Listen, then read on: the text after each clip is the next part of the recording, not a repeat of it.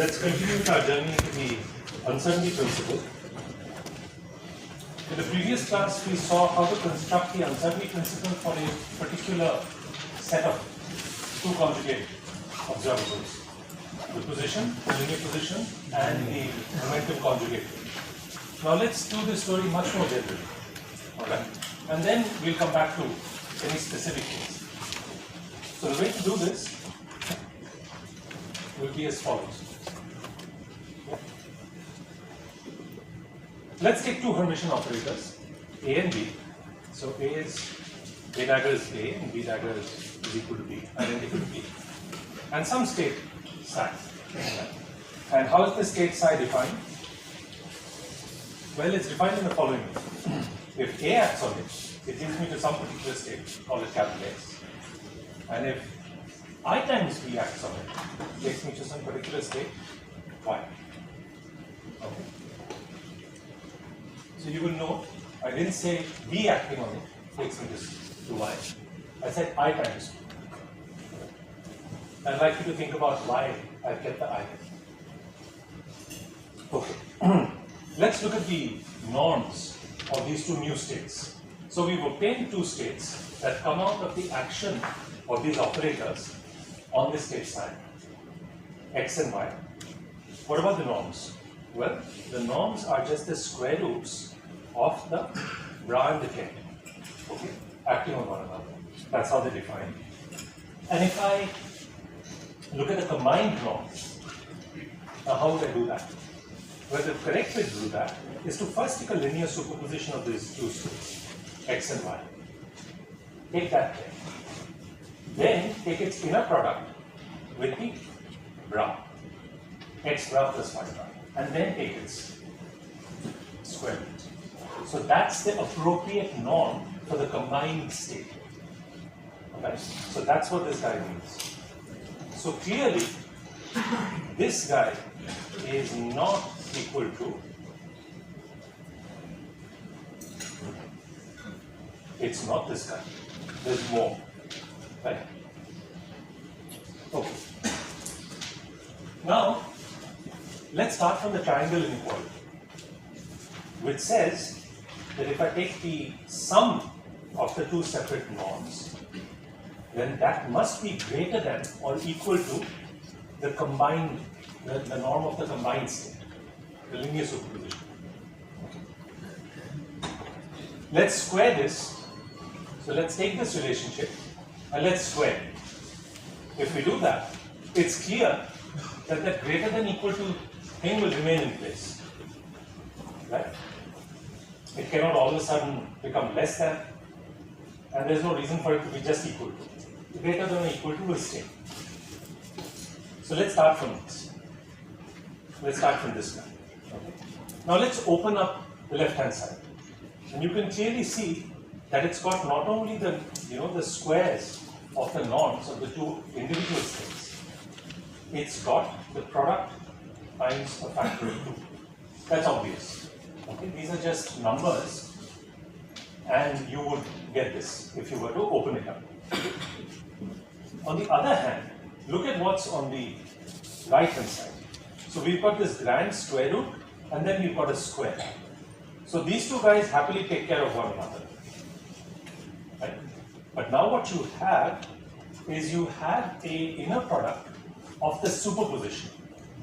X plus Y ket, X plus Y bra. So clearly, that guy is going to give you, within a mod, if we take a mod, right? If you're looking for that norm, then it's going to give you, so there should, my bad, there should have been a mod sign here as well. So if we take that, it's going to give you the norm of X, the norm of Y, and then these cross terms. These two cross terms are at the heart of all the quantum interference that we see in quantum mechanics. If we didn't have these kinds of guys, then there would be no need for quantum mechanics. The quantum world is different because of the presence of these fellows. Now, look at what's on the left and on the right, and you can see that this term, the first guy here, the norm of X, right, the mod, that will cancel out with this fellow. Yeah? Sure. So that's going to cancel with this, and this guy is going to cancel with this, and what you're going to be left with is 2 times the product of the norms must be greater than equal to the mod of the off-diagonal inner products. Okay. That's what we must have. And if you think about it, this is nothing but a form of the Cauchy-Schwarz inequality. Okay? The generalized Cauchy-Schwarz inequality. Okay, so now we have this relation, this Cauchy-Schwarz-like relation, and what we're going to do is we're going to plug in these relations, these 2 relations into it. Okay.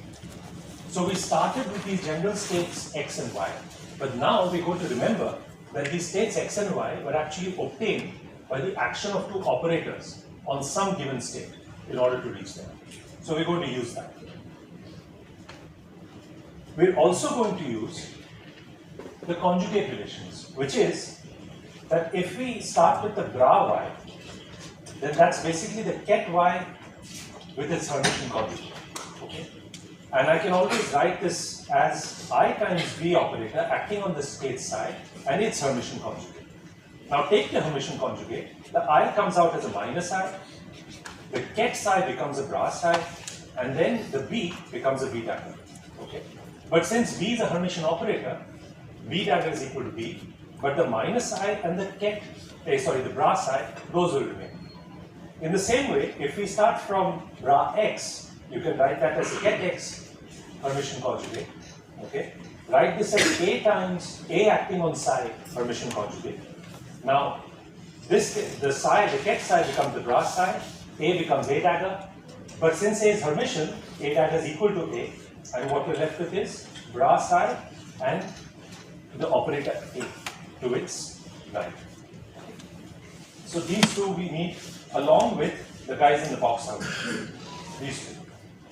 When you plug this into the Cauchy-Schwarz inequality, all these relations, you obtain this 2 times the square root of the expectation, the product of the expectation values of a square and b square, okay, must be greater than equal to the mod of this guy. The diagonal matrix elements of the operators AB minus the expectation value of the product BA. Okay? If you put all of this in, you will obtain this. Alright? And where I've also removed this overall factor of I, because I'm taking a mod. So that overall factor of I I've taken care of. Okay. That I've removed. So we've ended up with this general statement. So look at that. This is again basically nothing but the Cauchy-Schwarz, but a rewrite. In terms of the original operators A and B and the state size that they were acting on. Alright?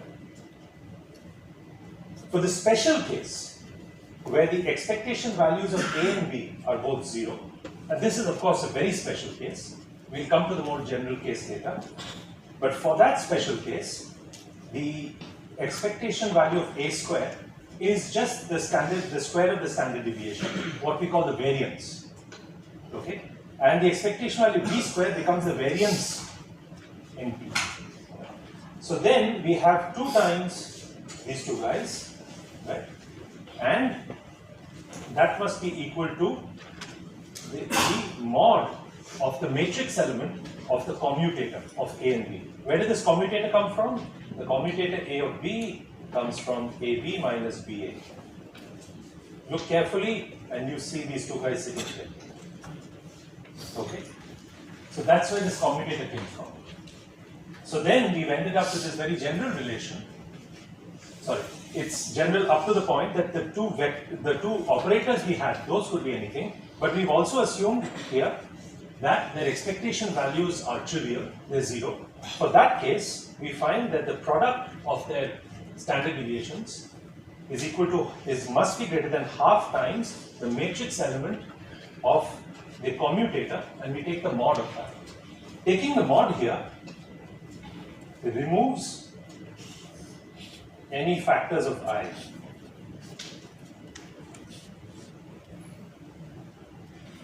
Okay, all factors of I get removed when we do that.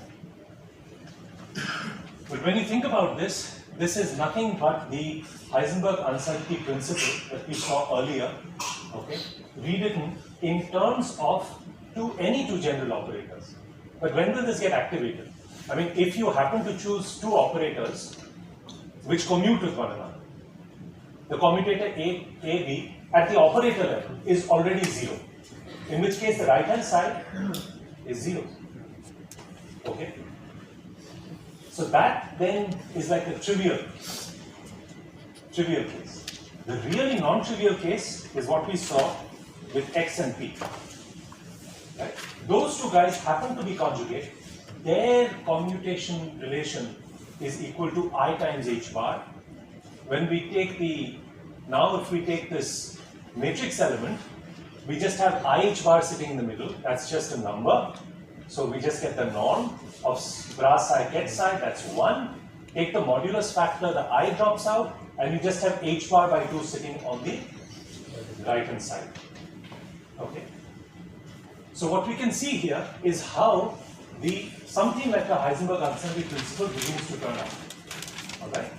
It's telling us, and this is something that I mentioned at the end of the last class, that this uncertainty relation, okay, gets activated. It's always there, but it only gets activated when we are looking for the products of the standard deviations of two operators that do not commute with one another. Okay? If they happen to commute, for instance, if you were to take x with y, those two operators commute, or even x with py, the linear momentum in the y direction and the position operator in the x direction, those will commute. Okay? In which case, this guy isn't anything special. But it does become special when those two operators do not commute. Okay? So what this is telling us is that hardwired within the world of quantum mechanics are these rules that when you want to take expectation values or measure of certain measurables, and if those two measurables happen to be conjugate to one another, by conjugate I mean that such commutation relations are non-trivial. Non-trivial here means, in the mathematical sense, non-zero. The physicists also use non-trivial to mean that, look, you have H bar sitting in there. That the appearance of H bar itself tells you that quantum mechanics is active. But this is hardwired into the state space. Okay? And once it's hardwired into the state space, then such a relation will naturally obtain. There's nothing much that you can do about it. And what is this telling you? Well, if you want absolute precision in two measurables, precision meaning you want these uncertainties, these standard deviations to be exactly 0. In that case, please choose objects A and B such that they commute with one another. But if you happen to insist that you want to make simultaneous measurements of two operators that correspond to some experimental observables which do not commute with one another, their commutation relation is equal to IH bar, then I'm afraid no matter how hard you try, you are not going to be able to pull that right hand side down to 0. It can never go negative, right? But the smallest it can get is 0, and that can only happen if these two observables are chosen appropriately. Yeah. So let's say we have two operators which commute, right? So then we have the right hand side equals to 0. Yes. So we have a possibility that we will get an error, right? Because that is greater than equals to 0. Sure. Right. So is that error our measurement error, or is it that something must in the be no. So that must be then some error that you are making. So it must be human error or something to do with your measurable, right? I mean with the apparatus. Hopefully that guy you should be able to lower and take it continuously towards 0. The lower bound is 0. So you have to aim for that, right? Yeah. But when H bar appears there, then it's telling you that no matter how hard you try, the product of these two uncertainties is always going to be lower bounded by h bar. Yeah. So you can make one of them very precise, Yes. but then you will come at a cost. Because note, when the lower bound is equal to 0, right? Suppose I've said it's greater than or equal to 0. So now let me take the case when it's equal. Then there are several possibilities that can obtain. One of them can be 0, or both of them can be 0. That's also allowed. But when it's equal to h bar, then you can't reach any such conclusion. So that is what happens for this special case when the expectation values of these two operators were 0. And yeah.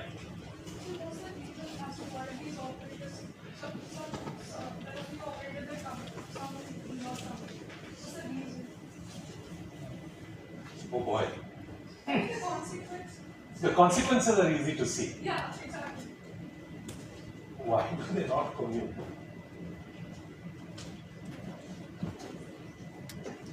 We will never know the exact precise answer to your question until we know where quantum mechanics itself emerges from.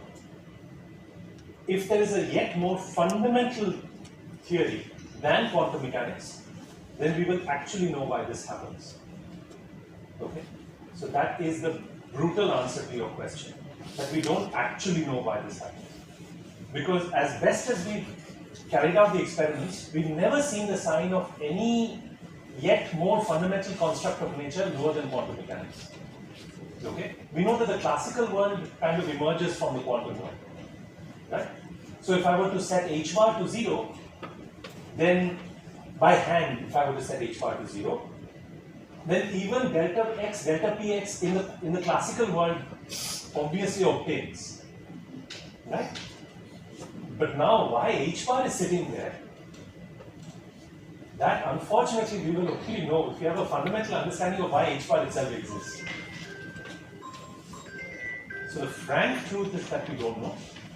All I can give you are very hand-waving ideas of what h bar means.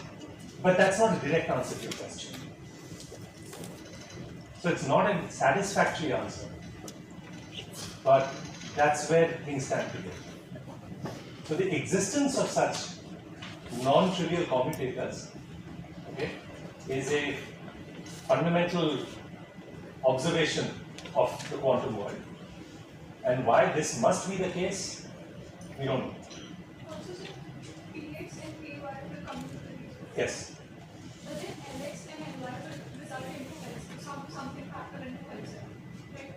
So, That's because, remember, I told you the most fundamental kind of commutation relation between two operators in general leads to a third operator. Lx, Ly, Lz are an excellent example of this.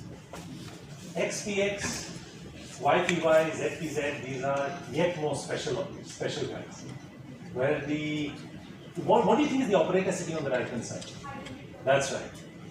So it still is meets that rule. It's just that operator sitting there is the identity operator. So if you think in the matrix language, that is just the identity matrix. Okay. That's very special. Yeah. So the conservative principle, is it hard-coded in quantum mechanics? Or Yes. does it come about because of the mathematical framework we use? Oh well. God, that's I don't know how to answer that question. That's a deeply philosophical question. That depends on your point of view. I like to think of it as the maths as being the hard coding. Now, if you really ask me, can I unpeel the axioms behind all of this and show you where this came from? That I don't know. Why the maths had to be this way? I mean, these are fundamental properties of linear vector spaces. Right? H bar is a special construct of the quantum world, but many linear vector spaces have similar properties. Right? That these standard deviations will have a particular lower bound. H bar is a construct of nature as we know it. So it's a fundamental constant. So where that guy appears from and then becomes the lower bound, that's a deeply physics question. The maths can't answer it. I hope you appreciate that nicety. I've used things like triangle inequalities, Cauchy-Schwarz inequalities, these are properties of linear vector spaces, of Hilbert spaces. So I'm just using familiar mathematical technology, if you wish. Perhaps the deeper underlying question is, where did H bar come from? That is what she was asking. We don't really know. We do know that when it appears, what consequences it leads to. Okay? Because the quantum world is governed by, probabilities, and everything that comes with that then has these limitations, if you wish to think of them as limitations. And this fundamental unit, H bar, it has some dimensions. It keeps appearing everywhere. Okay? Why this must be the case? You can only answer that question if you know something yet deeper than this. And so far, there is no experimental observation that will guide us on what to look for that yet more fundamental construct of nature. Every time we've tried over the last 125 years, we've not seen any. So that leaves us with our backs to the wall in answering this particular question. So you have to make peace with this. That's what I'm trying to say. So keep pushing. So it's not that I'm making a negative statement. All I'm saying is that until we actually see that experiment, which actually tells us that, look, there is something else that we need to probe, keep thinking about what experiment we should do. Either somebody performs it, they've already come up with the idea, or maybe one of us will come up with that idea. Don't quit looking for that. There could well be something there. We just haven't figured out a way to see what it is. Right? And in the meantime, while you're looking for that way of probing nature yet further, please learn the maths and learn how to calculate things and learn how to probe everything that nature shows you using this language. Okay?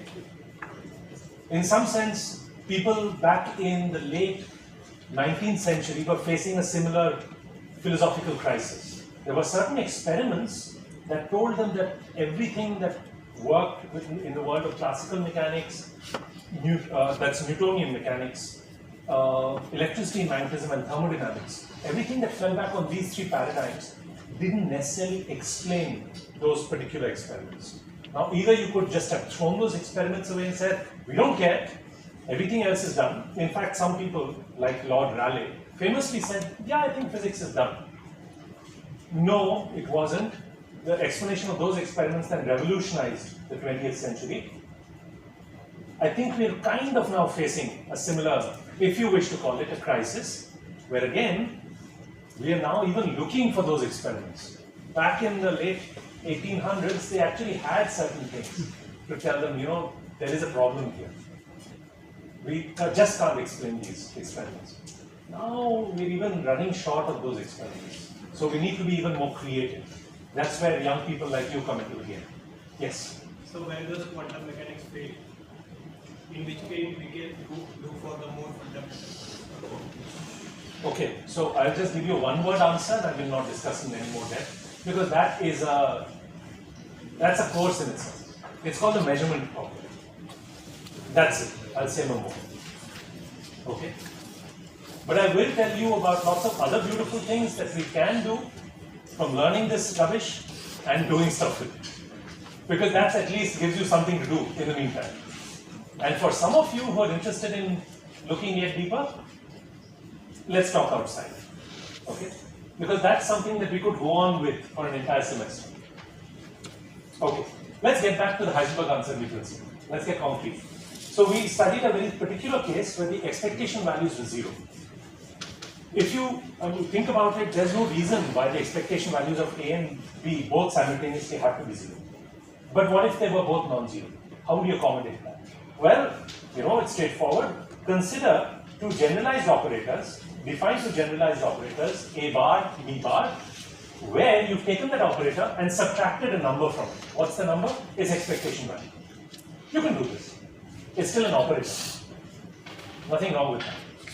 Once you put that in, okay, then you will see that indeed the relationship for the square of the standard deviation, the variance, is indeed the expectation value of this new operator, A bar and B bar. Those are the two new correct ones that we are more familiar with from statistics. Okay, so these are the definitions that the statisticians actually use.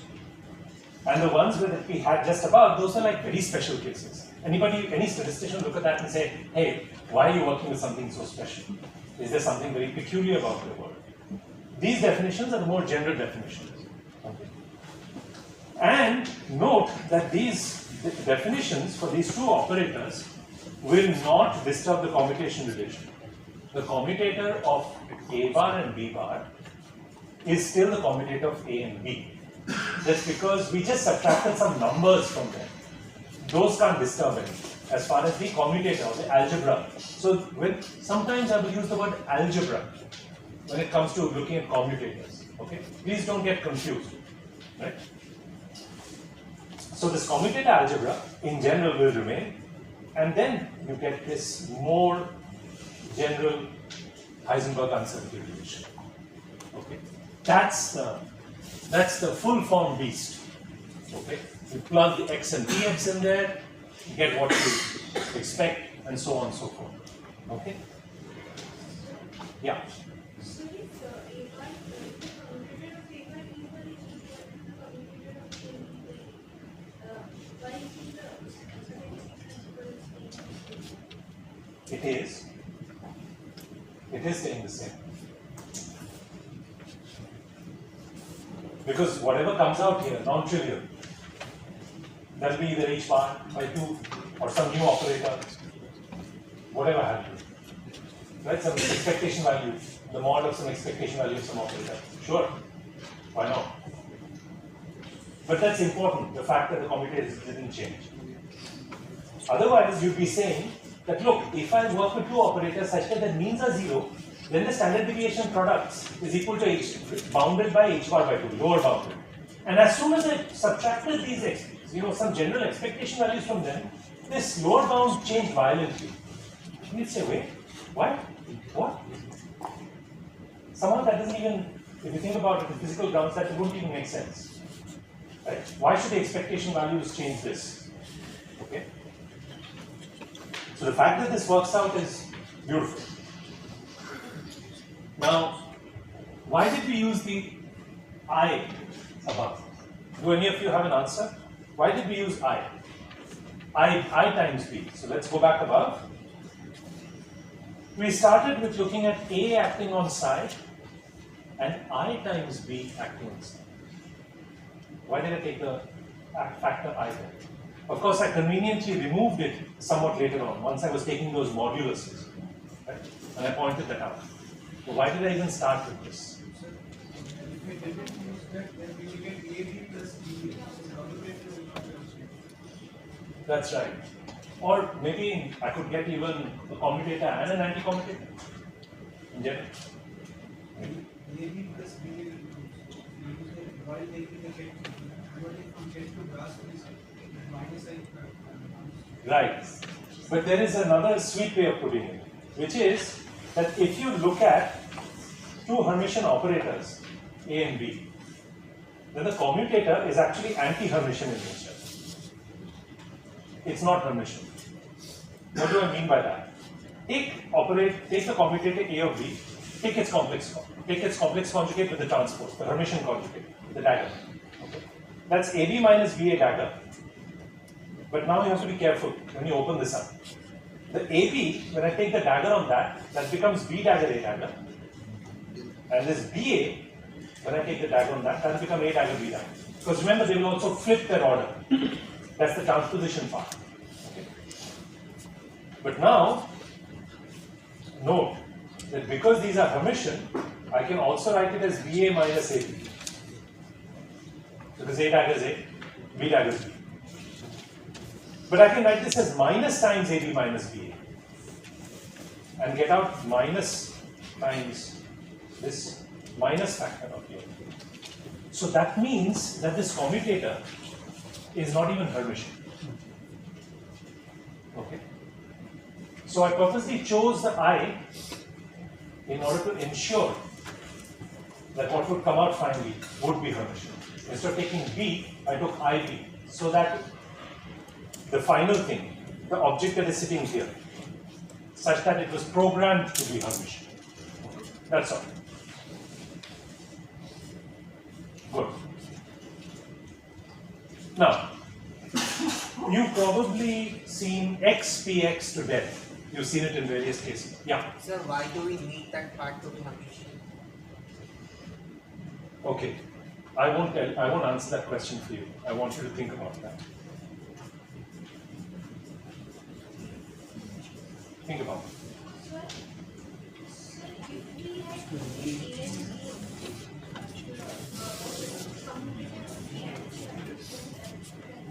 So if we had A and B, Sorry, if we have AB only, the commutator would be anti-Hermitian. Yes.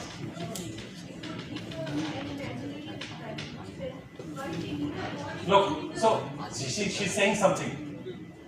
Yeah, go on. Start again from the beginning.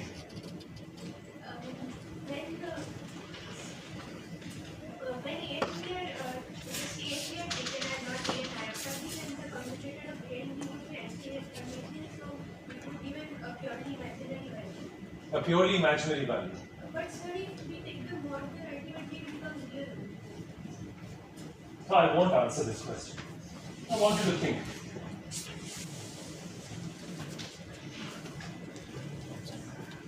Okay, good. Sometimes it's good to leave you with something to think about as well. Alright. You've probably seen X with PX commutators of that kind. The Heisenberg-Ansari principle of that kind quite a lot. You've probably thought about other kinds as well. But then there's this one guy which you may or may not have chosen to think about. But this one is rather interesting. It's called the energy-time uncertainty relation. Okay. This one is a peculiar beast in this zoo. Why? It's because of the following. So there's the relation which looks like this. Delta E times delta D is also lower bounded by h bar by 2. And when you think about it very deeply, you realize, wait, there's something peculiar. Because of everything that I told you till now, A and B were operators. Now E certainly comes from an operator. Which operator? What about T though? Which operator does it come from?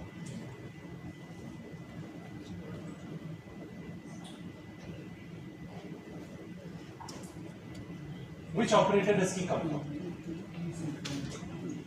Is T an operator by itself? Actually, when you think about it, that's the rub. T is a parameter in quantum mechanics. It's not an operator. Okay. The time derivative with respect to this parameter, up to a factor of IH bar, is the Hamiltonian. T itself is not even an operator. So then where the hell would this come from? Because everything that I've shown you up here was neatly packaged in terms of operators acting on spaces, right? But then this guy won't even fall into that paradigm. And then Hamiltonian operator and what? Because the average order is not so clear. नहीं but तो फिर कुछ करने का नहीं है ना. If I'm just looking at Hamiltonian and then some parameter, that parameter is not even an operator, तो वो करेगा क्या? So we are still working with a cake which is not varying with time. So if we vary with time, then we can call it an operator. An operator? Really? What causes the varying with time, the time evolution? It's the Hamiltonian. Time is just still a parameter. It's sitting in that evolution phase factor. Okay, so before we unpeel this, where this guy came from, where this relationship came from, let's first ask ourselves what it means. Because even what it means tends to be confused very often. What does it mean? Okay. What it means is the following. Write this down. Take some particular state, okay, at some time t. Alright? And if you're trying to measure the energy of that state. Okay? At that, given to you. Now, if that state leads to some uncertainty in the measurement of the energy, then what this Heisenberg uncertainty type relation is telling you is that that energy uncertainty must come hand in glove also with some uncertainty in some time-like quantity. Alright? But as soon as you've got an energy uncertainty, what does that even mean? Wait a moment, weren't we always obsessed with working with energy eigenstates? Everything in your first course. Did you ever look for anything that wasn't an eigenstate of the Hamiltonian? Did you? Did you ever consider any state? Wasn't the game always, here's a Hamiltonian, find its eigenstates? Any problem that your instructor solved or you solved in an assignment, wasn't that always the case? You took some Hamiltonian, typically, said this is the system I'm working with, let's get its eigenstates, the energy eigenstates. What did we call them? We call them the stationary states. But then delta E will be 0. Must be, because you're sitting in an energy eigenstate. So you'll get only eigenvalues. Expectation values will reduce to eigenvalues, sharp measurements, no spreads. But then delta E is always 0 for everything you did till now. So that means that if we are not sitting in a state, in eigenstate of the Hamiltonian, that can happen in some experiment. Maybe that is the state that was prepared. If that is the case, and let's say you act with the Hamiltonian on that state, are you guaranteed to get what? This thing, some particular eigenvalue?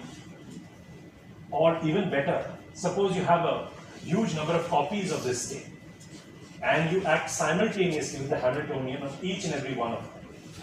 Will you always get the same answer each time? No, you won't.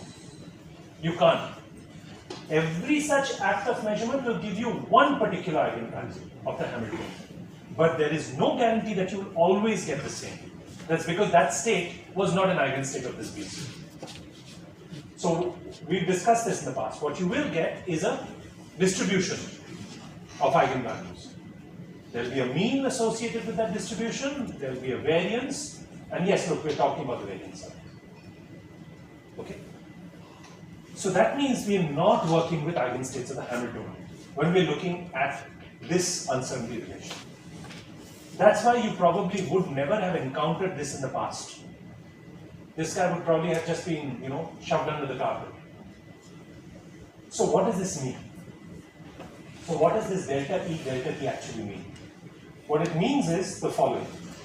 Suppose you start with some non-stationary state, i.e. a state that is not even an eigenstate of the Hamiltonian.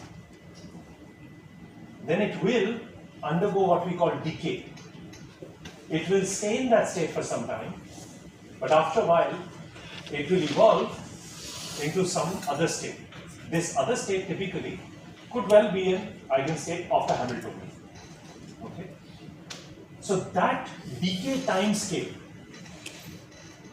the time scale over which it stayed in that state and then moved out, we call that the lifetime of that particular non-stationary state. So delta T is related to what we call the lifetime of a state. Okay? This actually has huge experimental consequences. Suppose just think back to the early 1900s. Quantum mechanics actually came out of brilliant experimentalists working very hard in the labs and looking at atomic spectra. They're taking dilute gases of what? Sodium, potassium, or something else, right? Hydrogen. And then they're pumping electricity through it in a flash, and they're watching how this system absorbs that energy and then undergoes some radiative transitions, spits out photons, you collect the photons, And then you, from there, from those measurements, you look at the energy levels. Okay? And these measurements were so precise that it became a challenge for the people who came up with the maths I'm teaching you, all this fancy maths, to explain exactly why those spectra were there. And that's what you achieved at the end of your first course in quantum mechanics. Please remember that horrible looking derivation of the hydrogen atom spectrum must have been something very celebrated 100 years ago, because using that they could have then looked at all those spectra and said, we know exactly all the the wavelengths and the frequencies associated to these transitions. We tend to take it for granted now. Looks, yeah, of course it's obvious. It wasn't very obvious at that time. Why were those particular lines sitting there? Now, with regards to this uncertainty principle, what it means is the following. If those lines were extremely sharp, infinitesimally thin lines, then those are excellent eigenstates of the system. Okay? But typically, any spectrum you observe in the laboratory, you will see lines, you will see spectral lines. But those spectral lines always come with a width, which means that those lines that you are observing may not necessarily be the eigenstates that you want. Okay? So they may spend some amount of time in there, but after a while they will leave.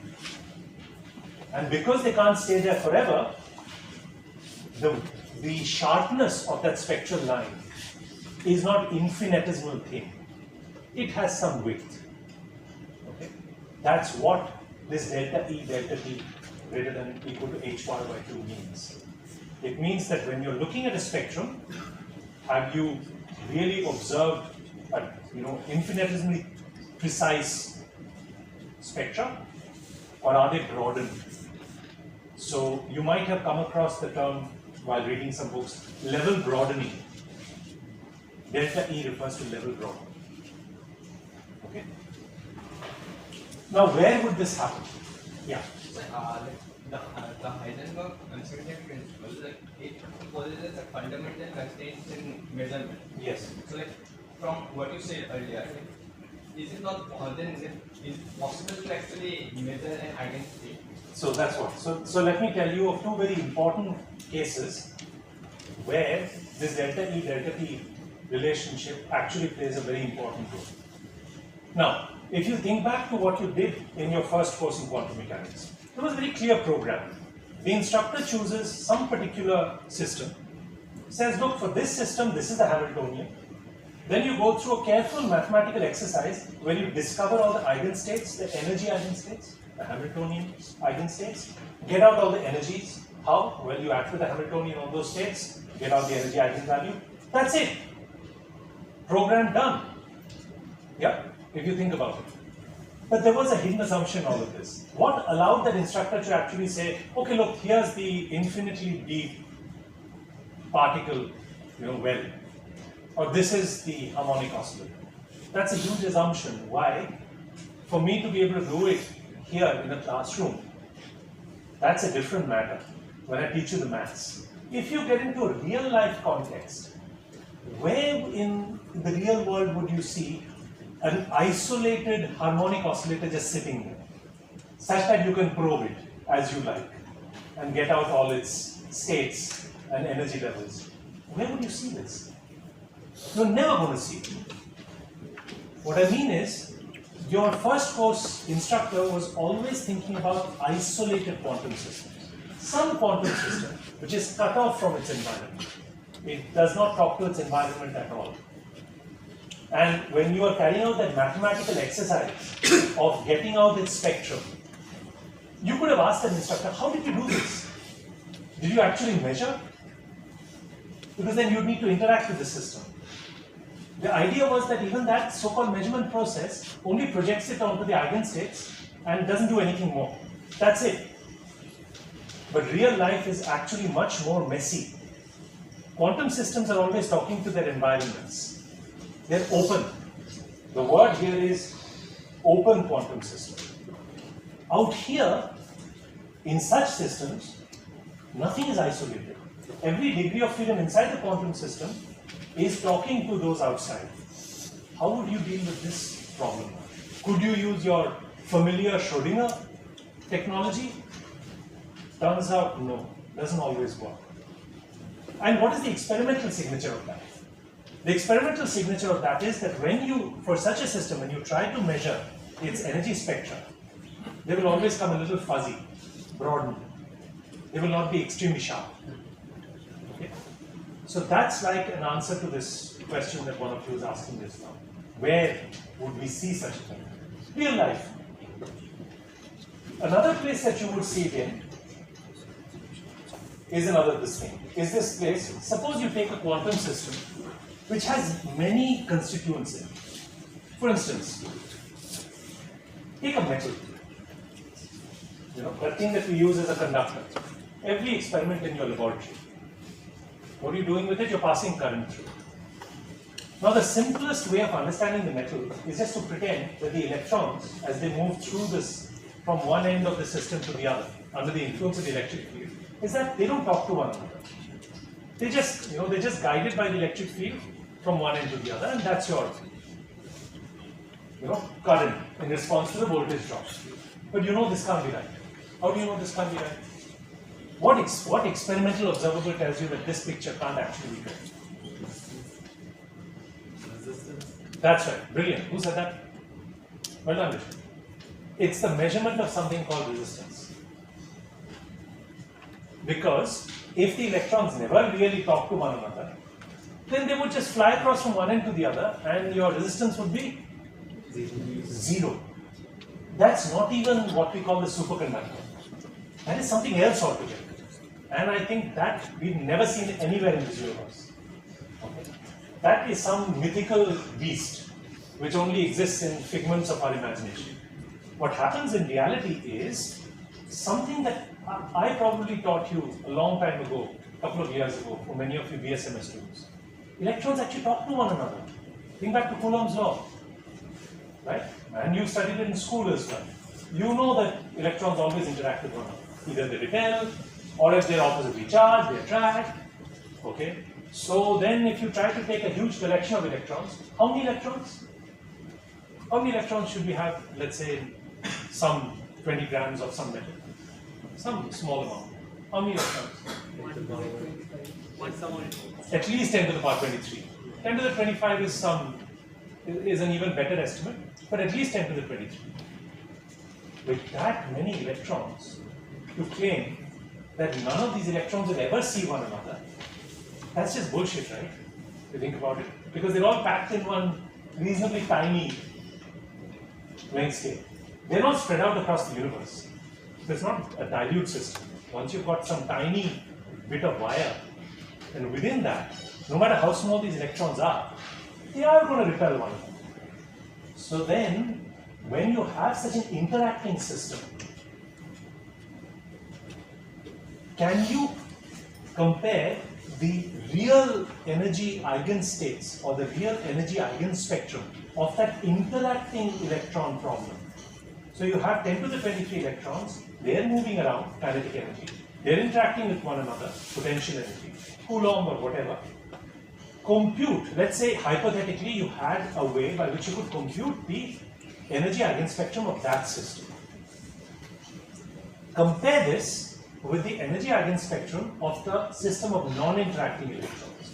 Let's say gas of electrons, which is some hypothetical construct.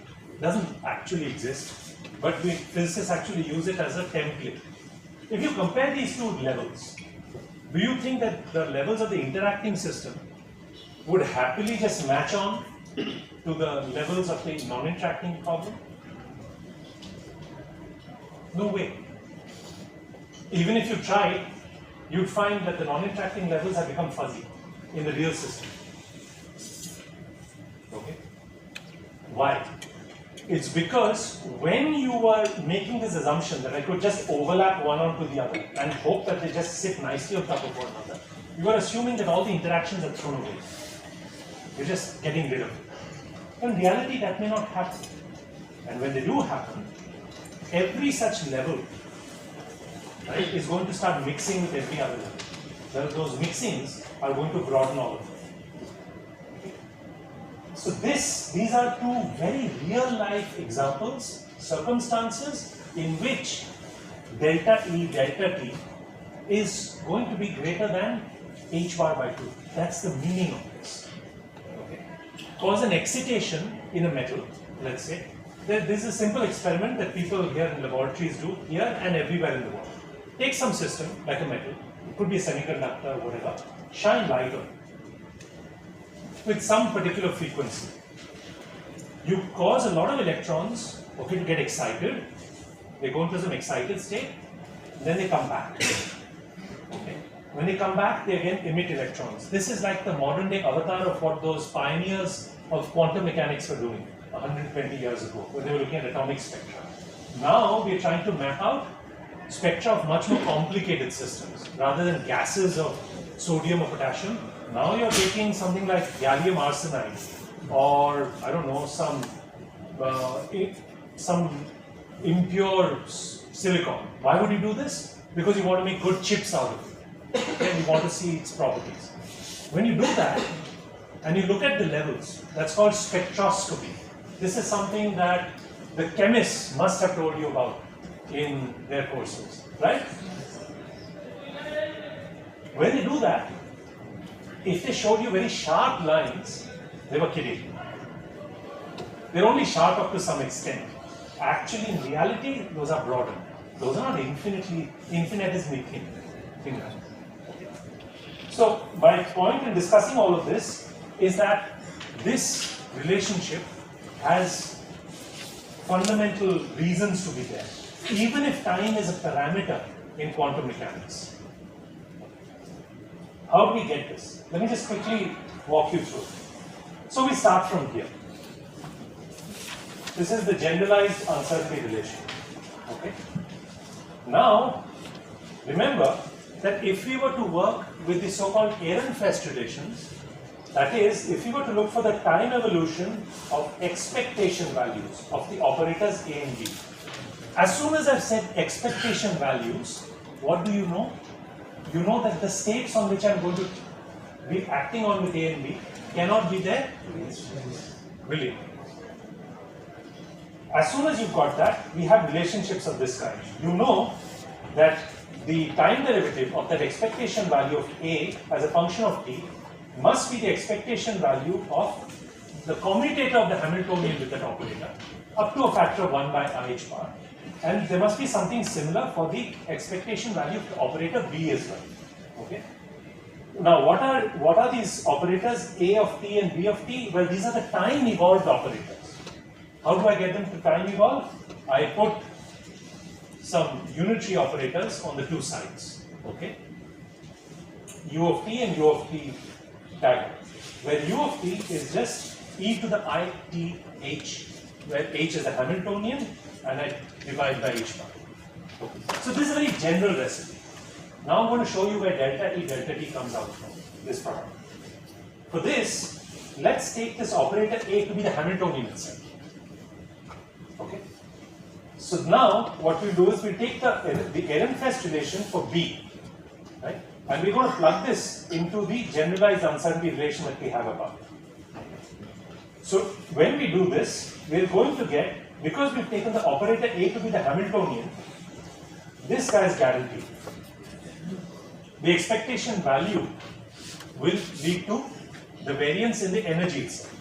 And this makes sense now, because we're looking at expectation value of the Hamiltonian. That we usually don't do, but here we are. Why? Because these states are not eigenstates of the Hamiltonian. So it will lead to some uncertainty in the energy itself. That will be in product with the uncertainty in this other operator B. Good.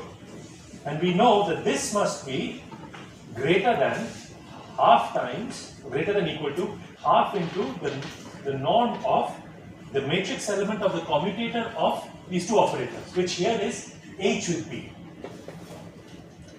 But then we replace that commutator of H with B. So here what we've done is we've taken this generalized Ehrenfest relation and plugged it in here. Okay. So that's the object that we have now on this on the right hand side. So we remove this I here because it won't matter once we're taking the mod. So we have delta E into delta B must be greater than equal to h bar by 2 times the matrix element, the norm of the matrix element of the time derivative of this operator B. Okay. So then you might wonder, okay, we've got a delta E coming up. What about delta T? Where is that going to come from? Can anyone tell me where delta T might come from? So we'll have to do something a little smart along the lines of what you said. If you were reading it off the board, good for you. Now, we take this thing and let's integrate it for one time period. Let's choose some time period, t to t plus delta t. Okay? And we'll choose delta t very smartly. Okay, so now when we do this, first note that we're going to integrate over a total time derivative in t on the right hand side. This guy is a total time derivative. Okay.